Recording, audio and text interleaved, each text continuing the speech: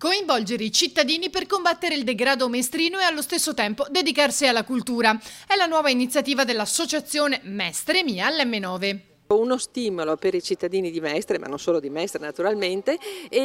perché si tratta di libri che parlano di argomenti molto diversi tra di loro, ma che comunque fanno parte proprio della vita di ognuno di noi, sia dal punto di vista storico che sportivo, letterario, culturale e quest'anno c'è anche la poesia, per creare un'alternativa al fatto di stare a casa oppure di andare nei centri commerciali e non avere il contatto con la realtà e con veramente quello che è Mestre, e dando proprio uno stimolo ai nostri concittadini per poter fare qualche cosa di interessante e di intellettualmente qualificante. Ecco perché i caffè letterari sono stati uniti ai caffè delle scienze, così ognuno può scegliere il proprio ambito. Sono due filoni paralleli che però vogliono offrire alla città un'opportunità per, da un lato, avere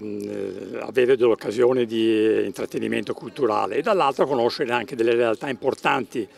del territorio, come nel caso del Caffè delle Scienze, il nuovo campus scientifico di Via Torino, che negli ultimi anni si è sviluppato e che costituisce oggi uno dei motori più importanti di sviluppo della città. Con la possibilità in abbinata di seguire un ulteriore percorso all'interno di M9 inerente all'argomento scelto. Permette ai visitatori, a chi